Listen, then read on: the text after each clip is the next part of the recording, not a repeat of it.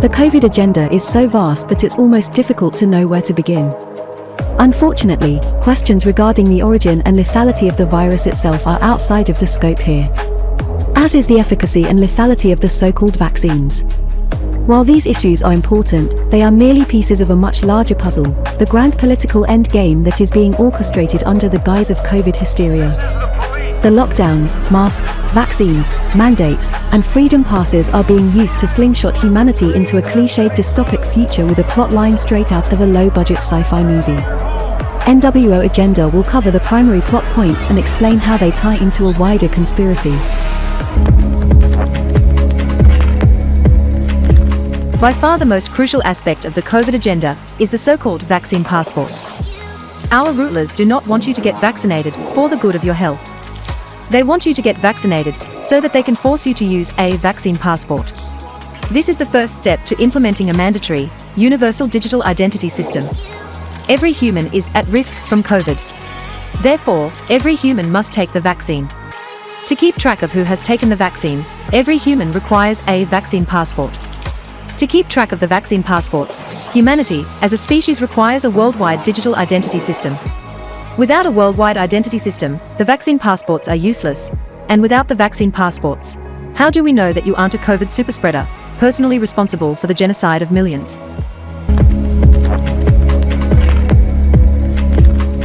The vaccine passport to digital identity pipeline was labeled a coup conspiracy theory by the mainstream media throughout 2019 and 2020, but globalists have always been pretty open about their nefarious schemes. In 2016, the United Nations announced its plan to give every human a digital identity at its ID 2020 summit. In 2018, the European Union announced the creation of vaccine passports that are compatible with electronic immunization information systems. To be clear, the vaccine passport is the digital identity.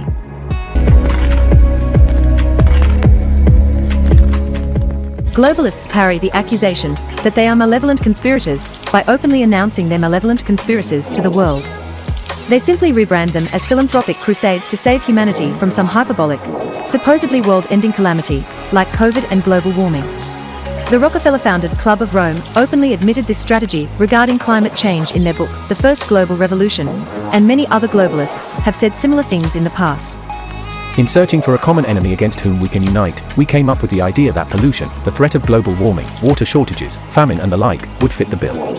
In their totality and their interactions, these phenomena do constitute a common threat which must be confronted by everyone together. The big question is, why do elites want to digitize our identities? Well, according to the United Nations themselves, their plan for the future of humanity is to corral everybody into fully digitized, 5G-powered, sustainably developed, climate change-friendly smart cities. Elites will use these smart cities to monitor and micromanage our lives via artificial intelligence, automation, the Internet of Things, and Internet of Bodies. Everything you own will be connected not just to the Internet, but a worldwide system that regulates every aspect of your life. Your TV, trash can, fridge, oven, car, etc. will constantly catalog your daily activities and feed round-the-clock real-time information back into the system. In turn, the system will control how you can interact with society.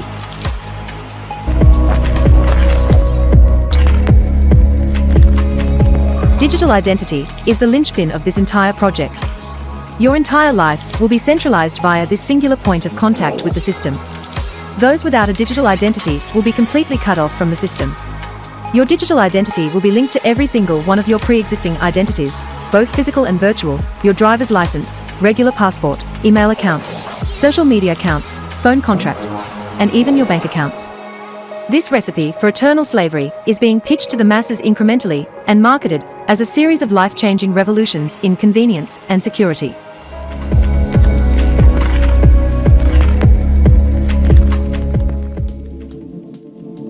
Agenda 21 is a long-term political strategy to reshape our entire planet. It was publicly announced by the UN in the early 1990s, but likely planned decades in advance.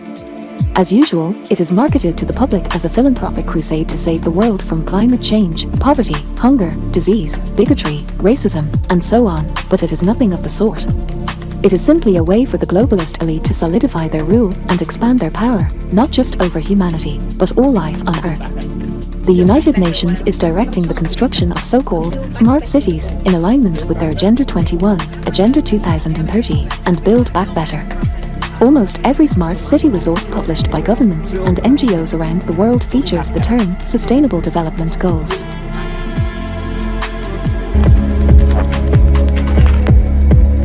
The UN's official list of Sustainable Development Goals is a hit list of things that globalist technocrats aim to micromanage.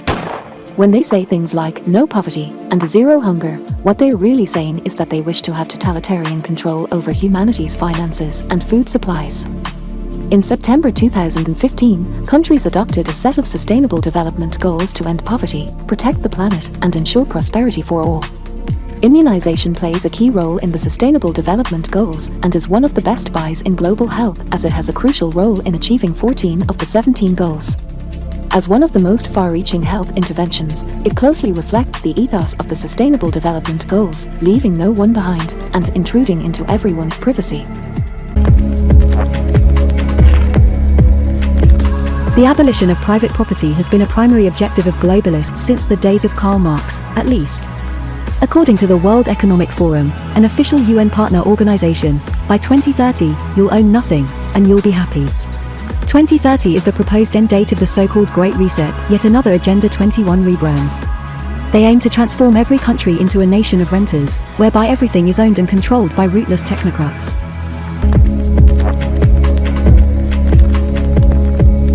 The COVID lockdowns are not intended to stop the spread of a deadly virus but to destroy the working and middle class by transferring what little wealth they had left directly into the hands of the international oligarchy. American billionaires have gained over $1 trillion since the pandemic began, while American workers have lost an equal amount. Independent small businesses are being crushed and shut down by COVID regulations worldwide, while megacorporations operate unimpeded. This is the biggest wealth transfer or theft in human history.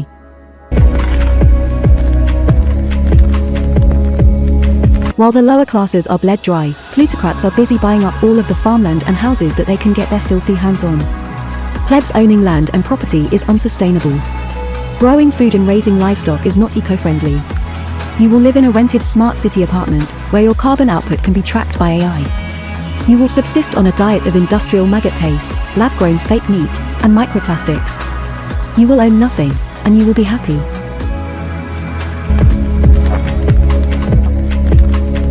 The World Economic Forum, founded by Henry Kissinger's protégé, Klaus Schwab, has published numerous articles and videos hinting at the forthcoming economic shift away from capitalism and towards a new socialistic system.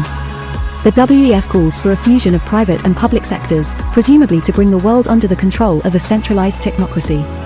No more private or public sectors, only the world sector. The direction that we are heading today is eerily similar to the technocratic socialist world system envisioned by many leftists of the 19th and 20th centuries. For example, the non-fiction works of the Fabian socialist, H.G. Wells, The New World Order or The Open Conspiracy, Blueprints for a World Revolution. George Orwell described this technocratic socialism as oligarchical collectivism, a state in which the means of production are owned by an oligarchy, the party, rather than the workers themselves, which describes every socialist state in history. Globalist elites have openly discussed world governance for decades, if not centuries. The mainstream media, that they own and control, slanders anybody who points this out as a conspiracy theory. The United Nations is marketed as a powerless and benevolent, if not incompetent, observer. However, it was explicitly founded to act as the official world government. The UN includes a multitude of sub-organizations designed to manage every aspect of human society: the World Health Organization, World Court, World Bank, International Monetary Fund, World Trade Organization, International Bureau of Education, International Organization for Migration, and so on. The question is not if the UN will replace nation-state governments, but when. In many ways, it already has. Self-titled elites who control the United Nations have also established a semi-decentralized shadow empire within the private sector, which controls much of the world's finance, media, education, and corporations. This empire is connected behind the scenes via quasi-secret societies, such as the Council on Foreign Relations, Bilderberg Group, and Trilateral Commission. The United Nations is, essentially, the public face of this covert shadow empire. Recent globalist rhetoric hints at a forthcoming synthesis between the shadow empire and the formalized world system under the United Nations.